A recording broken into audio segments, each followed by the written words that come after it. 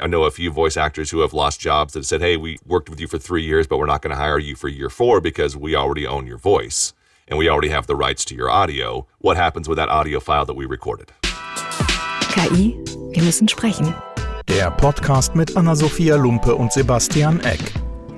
Herzlich willkommen zu unserer neuen Folge von KI, wir müssen sprechen. Heute haben wir einen internationalen Gast. Tim Friedlander ist hier. Tim ist der Gründer und Präsident der National Association of Voice Actors, NAVA, und er ist Co-Präsident für den englischen Sprachraum bei United Voice Artists, UVA. Hi Tim, great to have you. Hi. Hello. I understood parts of that. I got the few words. I said a whole bunch of stuff. Exactly. You're going to get letters. Perfect. Yeah, you're the president of NAVA in the US, but you're also founder and president, of course, right? Yeah. Yep. What prompted you to found NAVA? That is a good question. Part of what I've done here, I'm in Los Angeles, and part of what I've done for the last 10 years was kind of navigate this voiceover industry in a way that not a lot of people have navigated it. I've been in the industry since 1996, but I left for about 12 years, and I was teaching music and I was performing. And when I came back into the industry, it was completely different than it had been when I had been in it earlier. And a lot of us just didn't know what to do. A lot of us were just failing. So I always say I put together a studio and a bunch of classes to try and help all of us who were failing in voiceover figure out how to get into voiceover. And we found that there was this big gap of information between those who were starting out and those who were professionals. And there's this big gulf in the middle that nobody knew what to do. And there was really no trusted place to go to get information. If you weren't a SAG-AFTRA member, which is the union in the United States, at the time, if you weren't an AFTRA member, so I'll digress slightly. SAG and AFTRA That's all right. have only been SAG-AFTRA for about 12 years. Prior to that, there was SAG, which was the Screen Actors Guild, and there was AFTRA, which was the American Federation of Television and Radio Artists. So most voice actors were in AFTRA, and most screen actors on camera were in SAG-AFTRA. So prior to the merger, there was definitely kind of more of a voiceover-centric place to go get information. But after the merger, it became much more difficult to kind of get information. And if you're not in the union, it's very hard to get information about a career. And there were a lot of just people popping up, and there's classes to take, and there's a bunch of other things that are available to do, but nothing that we really knew about and trusted. And so I started doing that with my studios here in Los Angeles, and we were doing classes 3 or 4 times a week with just a bunch of voice actors who would just show up, and we would just kind of navigate this industry together. And about 4 or 5 years ago, SAG-AFTRA changed their healthcare rules, and a lot of people lost their healthcare who were in the union. And so we looked at, what could we do to help provide healthcare for freelance voice actors. And so our original launch was specifically to offer healthcare for freelance voice actors. Mm-hmm. And you are separate from SAG-AFTRA. You're not included. We are absolutely, yeah. Correct. Mm-hmm. Okay. Yeah, we're an association. SAG-AFTRA is a union. I am a SAG-AFTRA member. I've been in SAG-AFTRA since 2016. I'm on 4 of the committees in SAG-AFTRA. I'm on the policy committee, I'm on the organizing committee, I'm on the new tech committee, and I'm on the voiceover committee. So I'm very active within SAG-AFTRA. SAG-AFTRA, Duncan Crabtree Ireland, who's the national executive director of SAG-AFTRA, has been on panels with us, multiple panels over this last year. Has been, they're obviously in the middle of multiple strikes and negotiations. So, he's been available and receptive as possible over this last year. But a lot of us has been NAVA out there working in the U.S. and then working alongside UVA and everybody else globally to try and help affect the industry, but also navigate this new technology and this new industry that has changed, 1, dramatically because of COVID, because of the pandemic, and 2, because of the new technology that's here. So it's a very long roundabout way to get back to that. Yes. No, it's a huge endeavor, and I'm curious, why did you feel like you wanted to not just join but also found United Voice Artists with all of us? Yeah, I think part of that is for many of us who work in voiceover, we know that it's a global industry. We know that what we do affects the rest of the world, and we know what the rest of the world does affects everybody. And I think it was important for us to know that, or for us to try and find a way that we could could kind of basically get the world to work together. These tech companies are not stopping at the borders. They're not going to stop, Amazon and Google and whoever else is OpenAI based in California. They're not just working in California. They're not just working in the U.S. Not just working in North America. They're working globally. And the only way for any of us to be able to have any kind of leverage or any kind of say in the conversation against billion-dollar companies is to do it from a global level. And I think that's really where we have this opportunity. And at the very least, what we can do is share information and educate everybody around the world, because a lot of what we see in the U.S. we see show up in other countries 2 weeks, 3 weeks, a month, 6 months, or a year later. So we're seeing contracts now that are showing up in Kenya, that are showing up in Germany, that we saw 6 months ago in the U.S. and already are familiar with and have navigated, and we can kind of possibly see potentially what could possibly be coming down the line, and maybe we can stop it here in the U.S. and maybe we can, and maybe we have to figure out a way to stop it somewhere else, or to I was push back about against to it. ask that. Because I feel like us as Europeans, we really profited from the vast amount of knowledge you guys at NAVA have already acquired over the last year before we founded UVA. And it's almost that's also why we wanted to talk to you, because I feel that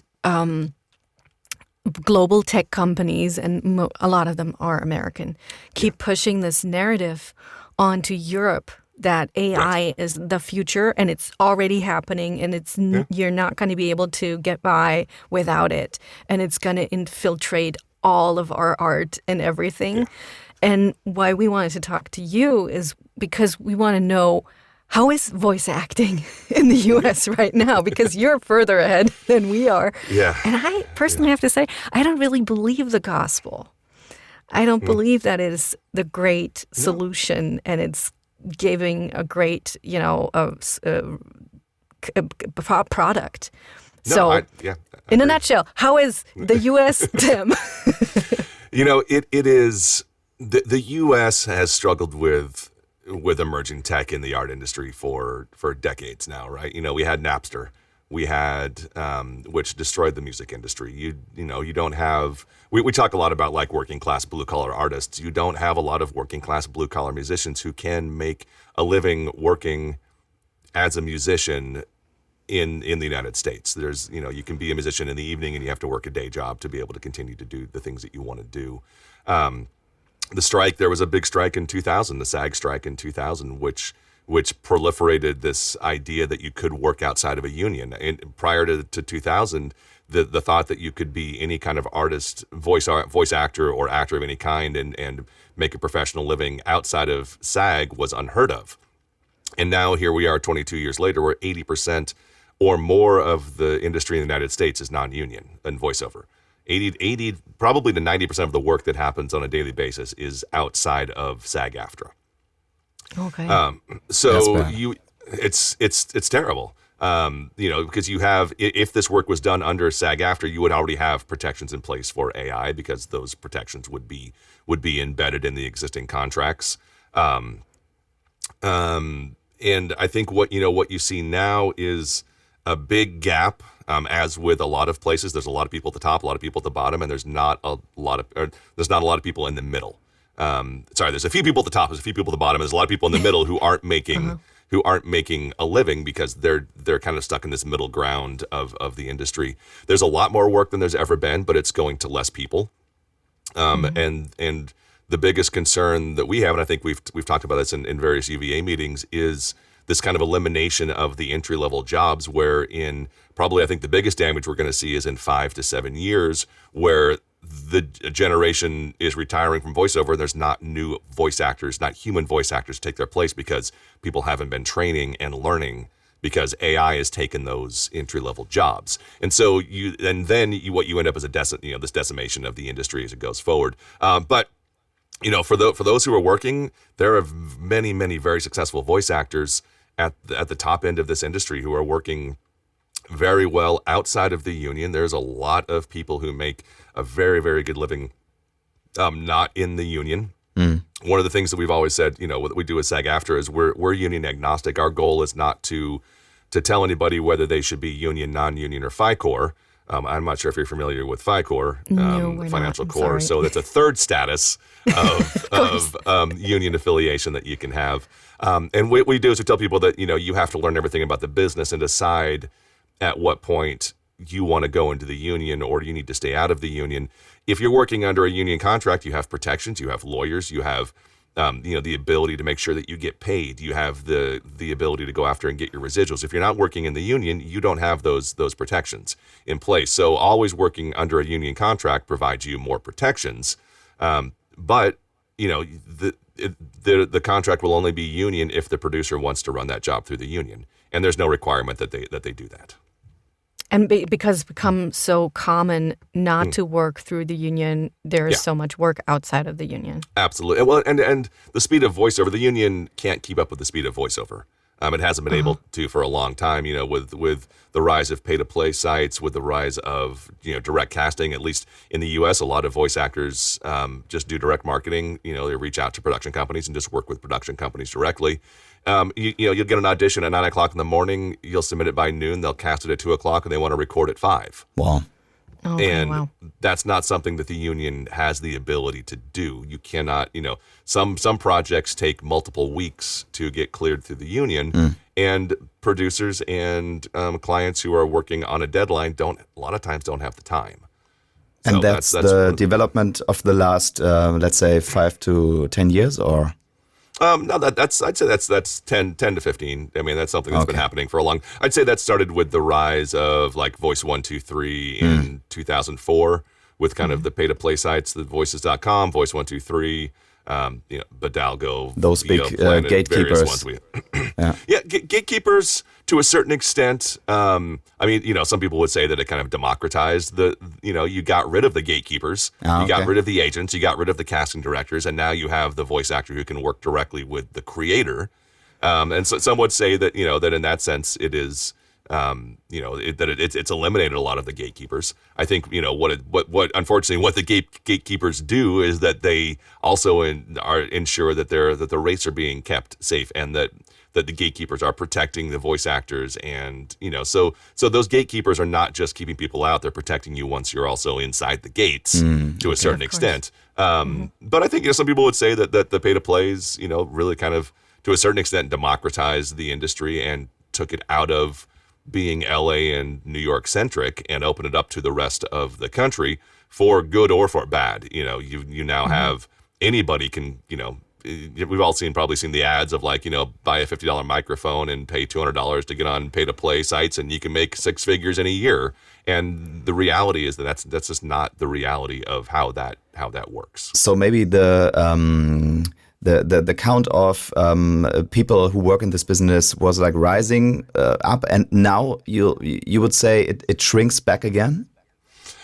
I think there are more people who are trying to work in the industry. I think that there are less people who are being as successful as they were. But I think the industry as a whole is larger than it's probably ever been. There's probably more people actively in the U.S. at least trying to be voice actors than there had ever been. Yeah. Yeah, it also came with COVID. A lot of actors decided to get mics and become voice actors. Exactly. Work from home, all this. Yep. And I mean, there's nothing against doing that, and we've been doing it for years. Yeah. But of course, there's a difference between someone who's already worked as a voice actor and then just starts to work from home, and someone who's never done it before and just said, "Oh, it's just a microphone." It's just a microphone. It's the same as before, It's just. Yeah. Instead of an audience, there's a microphone. But what I'm curious about is whether it really is the case that AI voices or voice clones are taking a lot of jobs, and people are actually happy with the results they're getting. If you can elaborate on that. Yeah, I think what we've seen. We're currently have a list of 15 people who've lost jobs to AI in some capacity that we know of. There's a class action lawsuit that's happening in the U.S. right now against Lovo.ai, Lovo.ai. But I think that the danger, and I'll try and wrap this this is a lot of this is very deep as we go down the rabbit hole into this of where the danger is and what we've seen so far. But I don't know. We've seen very few people who have lost jobs to clones of themselves. And by that, I mean, somebody's done a job, somebody recorded their voice, and they said, great, we're not going to hire anymore because we've recorded your voice already. That's happening. We do know it's happening.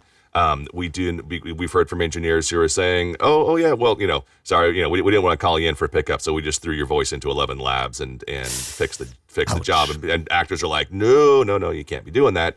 So that in that sense, we're seeing these kind of, pickups are going away in some capacity. That's something we're actually actively going to confront on Monday of next week with the agents and engineers in the U.S.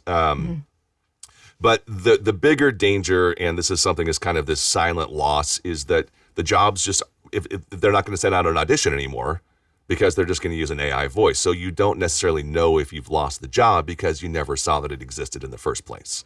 And so we're going to... Right. So is there less work because more work is done by AI? There's this feeling this year that there has been less work, and since probably November of last year.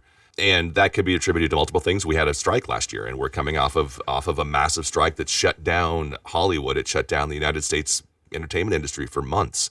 During that time, how many people, some people either have just decided never to come back, or they've moved to AI, or they are just not going to do the work until they can see that this AI conundrum, or whatever you want to call it, is kind of figured out.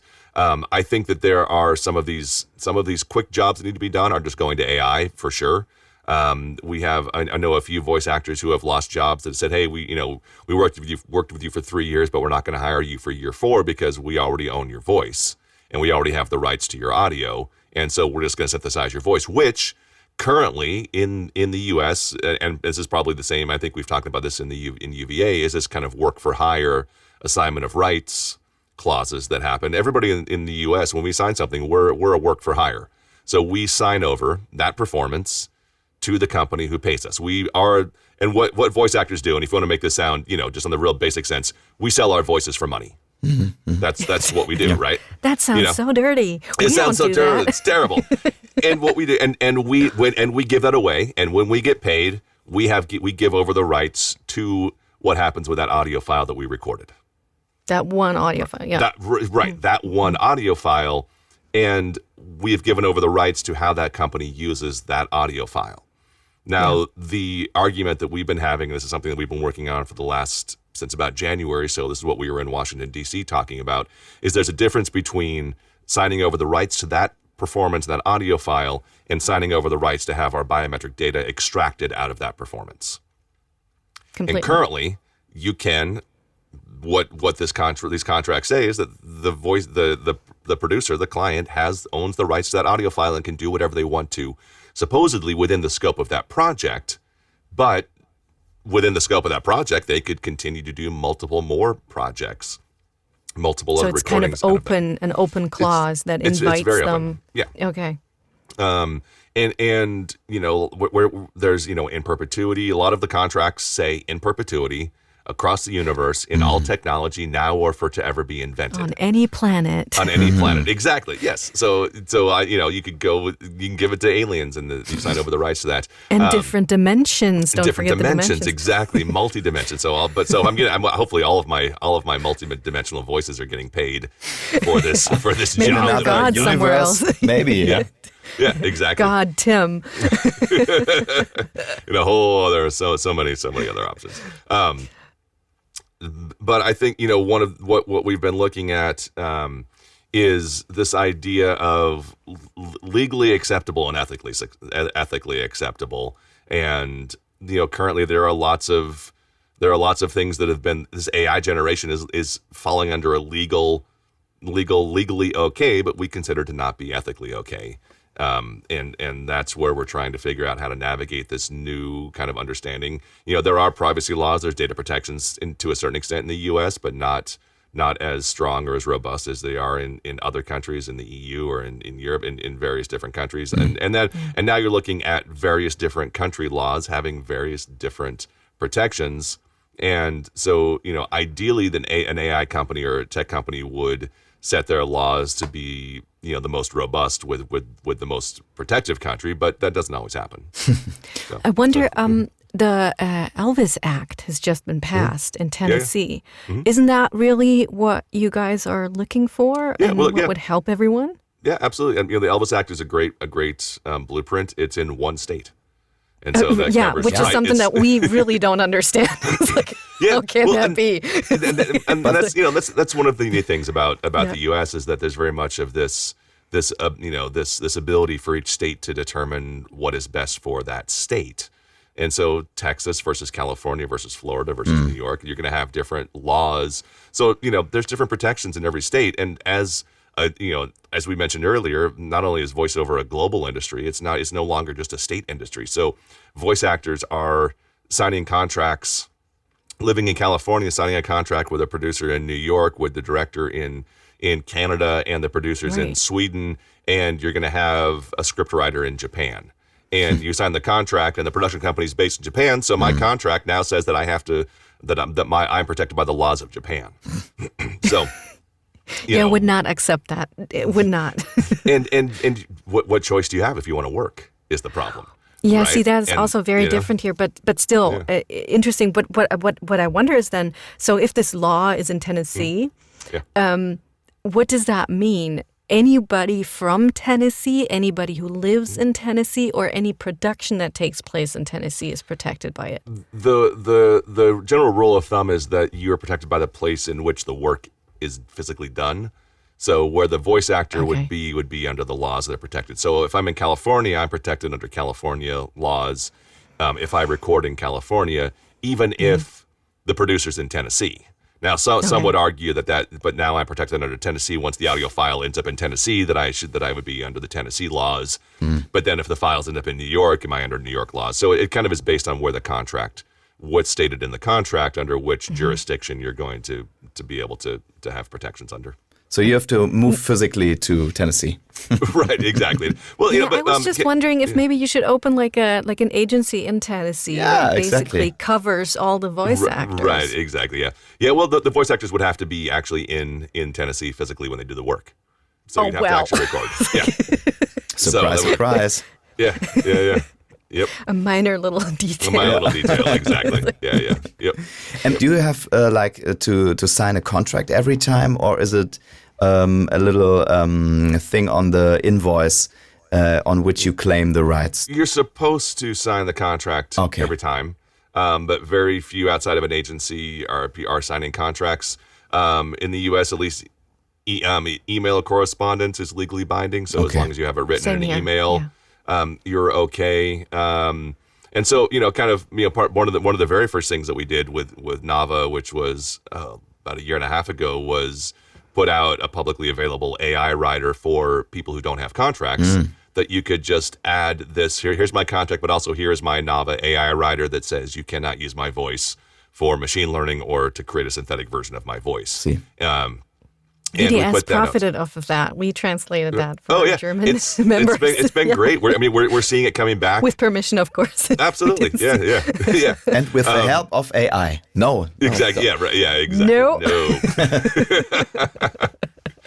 It's been great because there is nothing. There was nothing out there. And people didn't even think about reading their contracts to make sure there's an AI clause in there. We saw our first audition. There was an audition yesterday, the day before, that came out on Voice 123, that in the audition, Voice 123 stated the client has already signed the NAVA AI writer before they put the audition out, which is great. That's all the basic we want to see is I just want somebody I want to do an audition and I want to know that they're not going to use my voice for AI. It's simple. Definitely. It's not complex. It's not, we don't need to run this by legal to say we're not going to steal your voice. Are you going to steal my voice and use it for AI? No? Great. Sign the contract. Sign this or put it in an email. Yeah, we've been getting some answers like, I'm sorry, we can't put it in there because we are not yet sure what our stance is on this. Yeah. It's like, it doesn't really matter because I do have an opinion on this, and it says no. It's like, exactly. Well, you don't have to decide this for me. Yeah, exactly. Well, and I think, hopefully, one of the outcomes of this, I think with, on a global scale, and we've seen this in the U.S., is more voice actors who are willing to stand up for themselves and say no if they see a contract they don't agree with. And to be able to say, no, I'm sorry, but people have reached out to me. I mean, I spend a lot of time with just, hey, Tim, can you answer my question about this? Is this job safe to do? And I say, well, I'm not a lawyer, but what I can look through this and tell you how I would feel about it.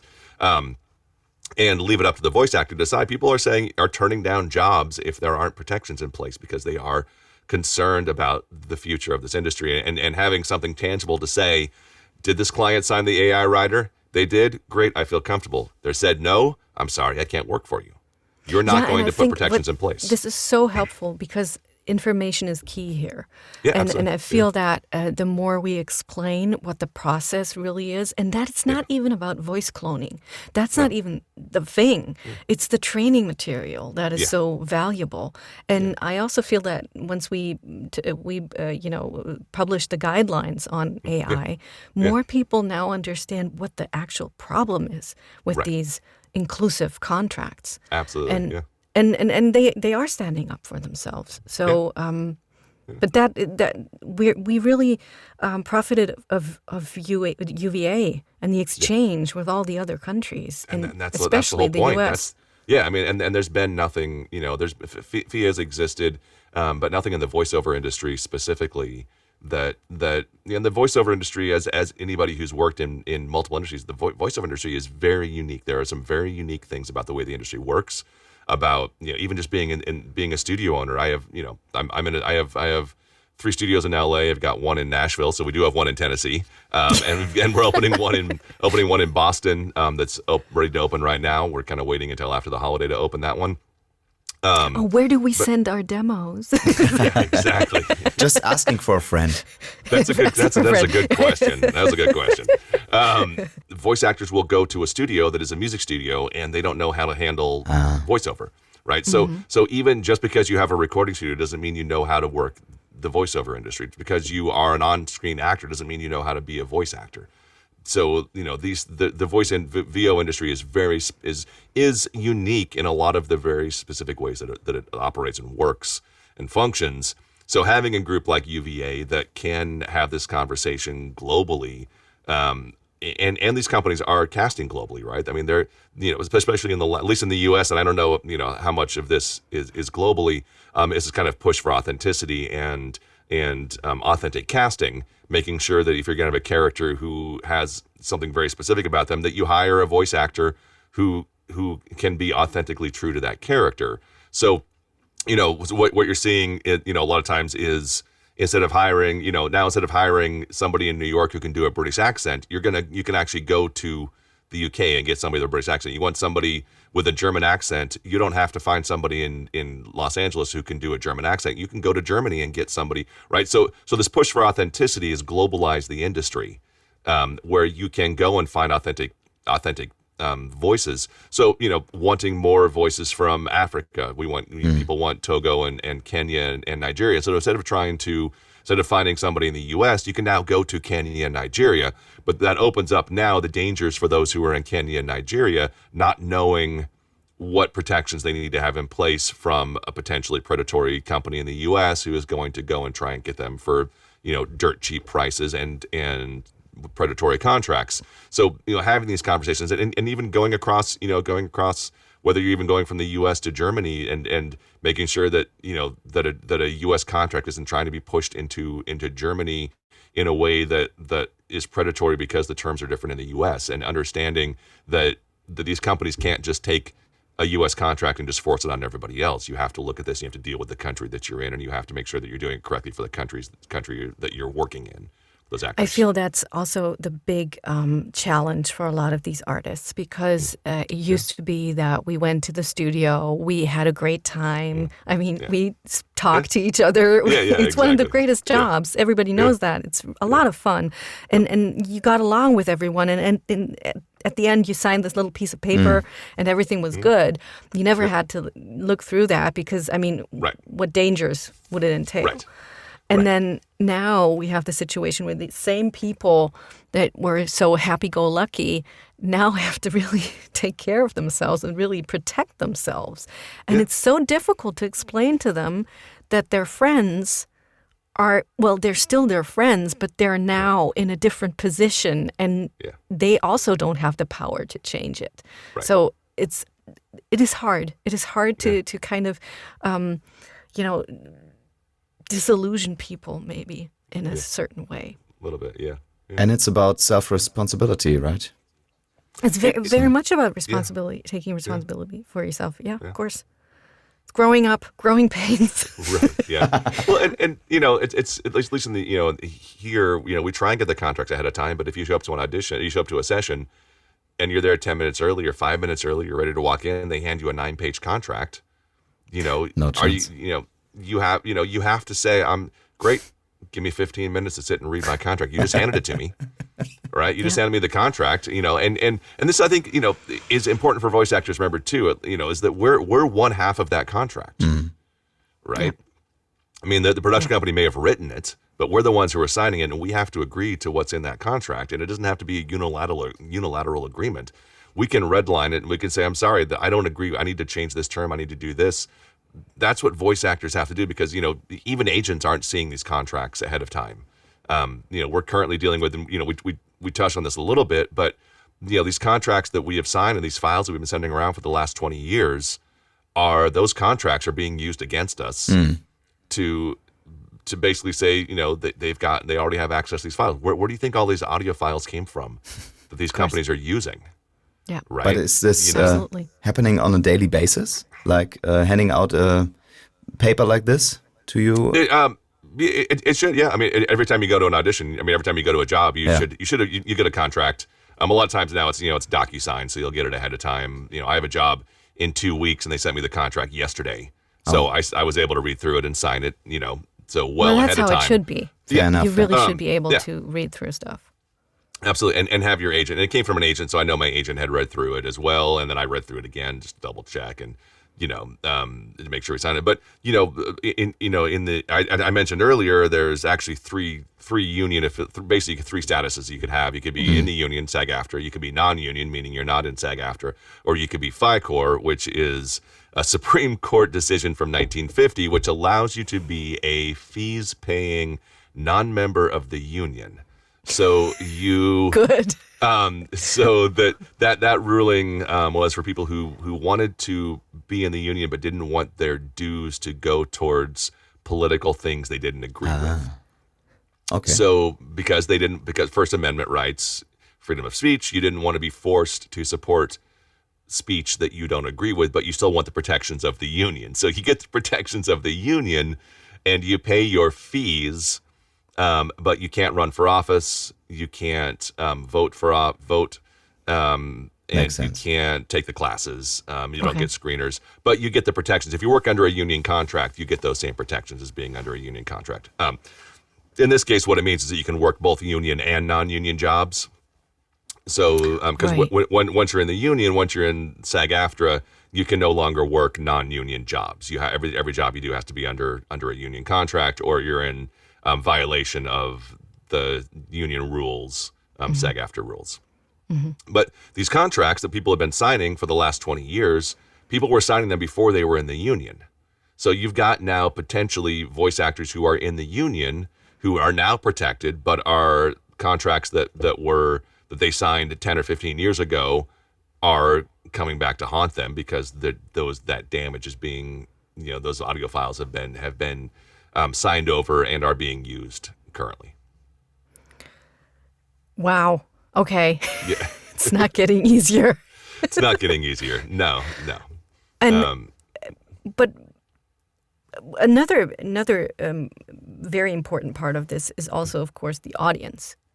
And do you have any experience with the reaction of the audience to synthetic voices? And people hate it. Yeah. I mean, what we've seen so far is a big pushback.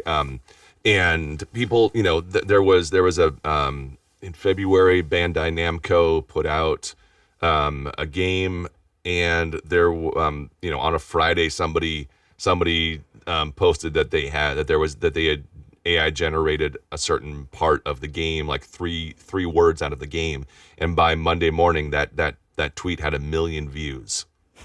And Bandai Namco had to come out, and so if Bandai Namco is a big video game company. And they had to come out and spend that entire week doing damage control, saying, no, we did not use AI-generated voices in here.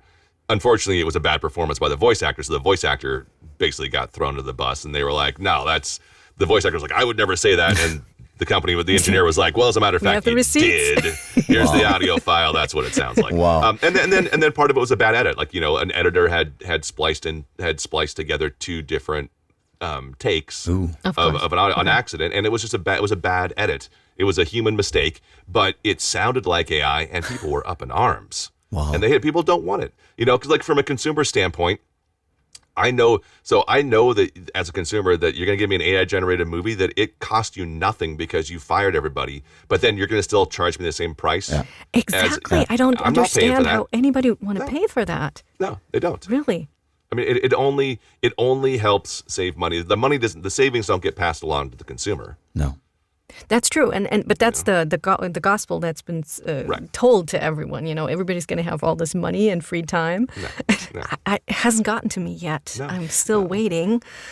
But what's the percentage of spots, let's say, in an advertising break made by AI in the US? I don't know that on major networks. I don't think there's anything that we know of currently, except for the Toys R Us. Toys R Us, but that was not to mention really. That was kind of an anomaly. I think there's more on regional, like in like certain cities, smaller producers are using it, but we don't know because there's no requirement to label anything. There's no requirement for transparency to say that something is AI generated. So the best that can happen, and this is actually something that we posted yesterday on Twitter, is that Morgan Freeman found his voice used somewhere, and he thanked the fans. Right. And so we put out a big post yesterday that said, thank you fans for finding this. The voice actors can't hear everything, so please be our ears and let us know if you hear a synthetic voice, and let NAVA know, and so we can help find that. So kind of basically kind of crowdsource if people are hearing synthetic voices or unauthorized voices. Cool. And that's the best thing we can do. Is consumers are pushing back. They don't want this crap. Like you look at you look at the pushback against Adobe. People are leaving Photoshop and leaving Adobe for their AI language they have in there. Visual artists. Voice actors are kind of the biggest noise, but visual artists have been hit hardest, and they got hit first. But isn't there a toy for children in the US which is like talking to your children and answering by answers made by AI? So there must be a way to sell those things in the US. Well, I mean, there's nothing illegal about selling it. You can absolutely sell that. There's nothing wrong with that. I mean, we've been interacting with AI and machine learning for a decade, right? Siri, Alexa, Google Voice. I mean, children are raised on interacting with Alexa to ask questions. Hey, Google, what's the so they're used to interacting with synthetic voices that sound like synthetic. I mean, Alexa, we know Alexa's not a real voice. Yeah. We know that, Google is not a real voice. Siri is not a real voice. Whoever the other ones are, whoever Samsung has and whatever the other ones are. Mm-hmm. But it's already normalized this idea of interacting with a computer for information anyway. But now you have to look at the information you're getting. Is this information? I don't trust anything that an AI gives me. I don't trust if I'm asking information. Yeah. So much work to, check it again and again. I myself, I was really interested in using ChatGPT at the beginning when it came, like in 2022. I started using it because I'm a digital native. I love toys and stuff. Yeah. But after like a year or so, I was really bored by it. Because I basically used it for reformulating scripts and stuff. Just if you don't have an idea, you just think, okay, maybe you can help me find something else here. But it was so redundant after a certain amount of time. And I feel that anybody who has some kind of education and has read books and has done some art and research and whatever, they're going to be bored. Yeah. Because it's not interesting.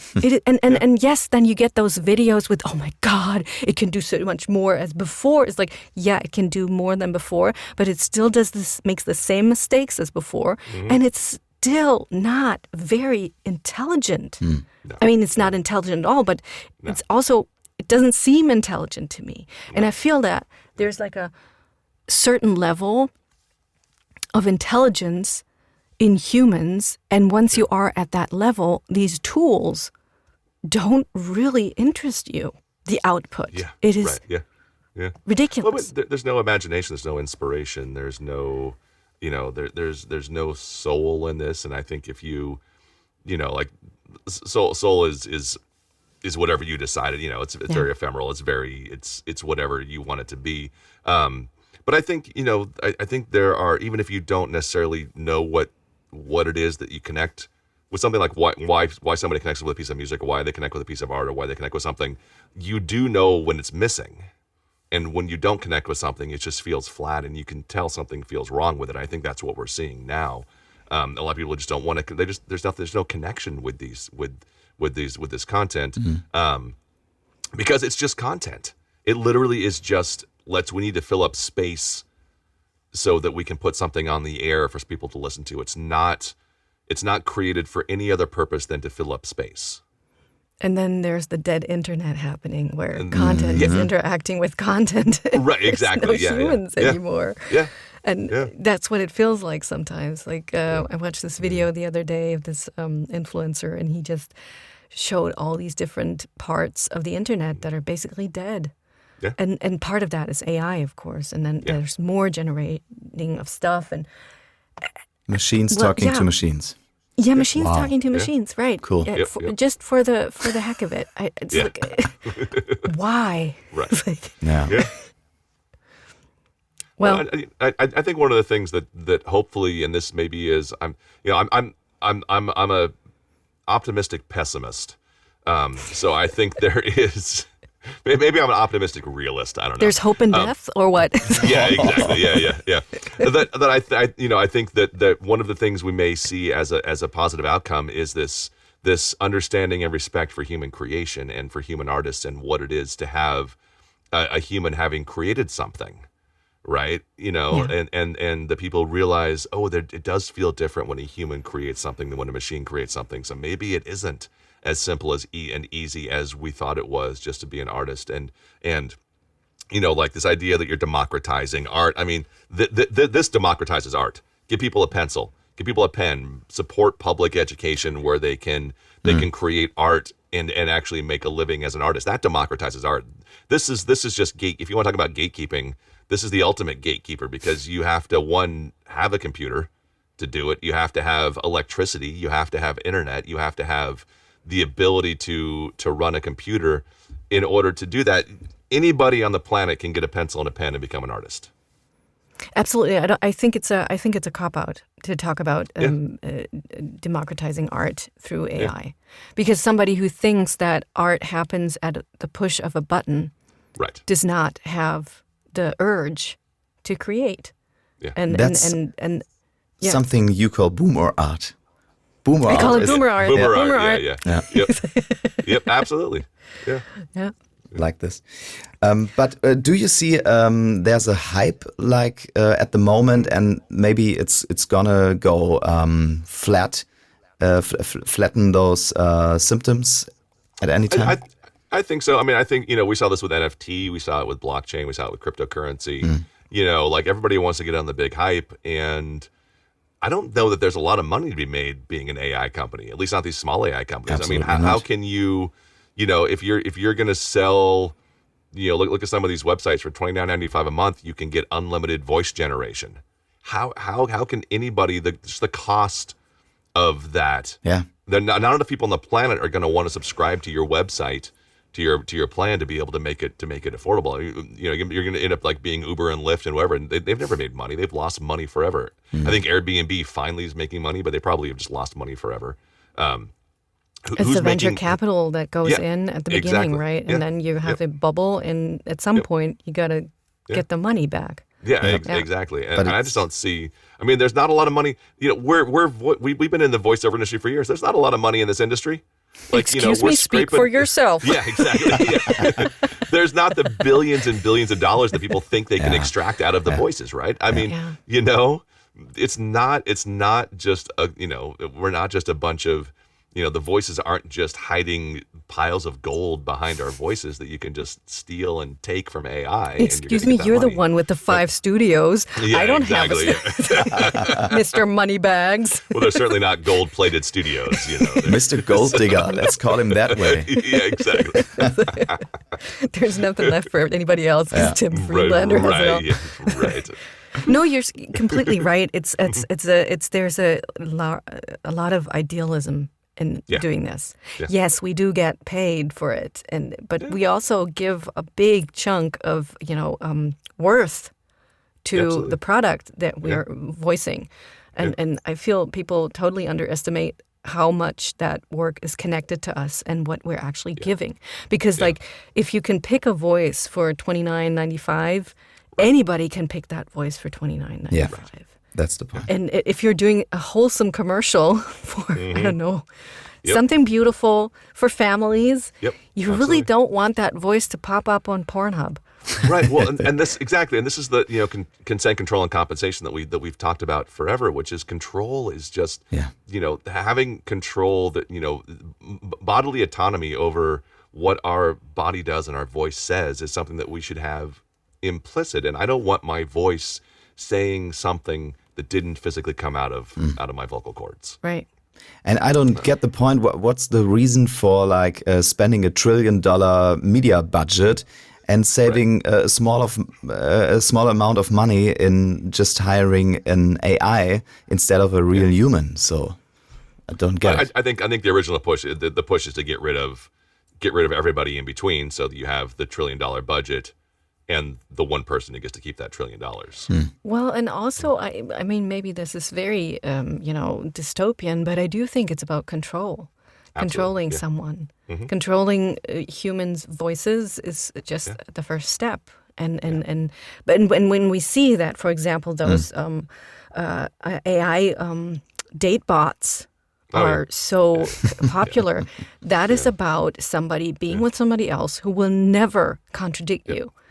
And well, in my opinion, that's kind of boring.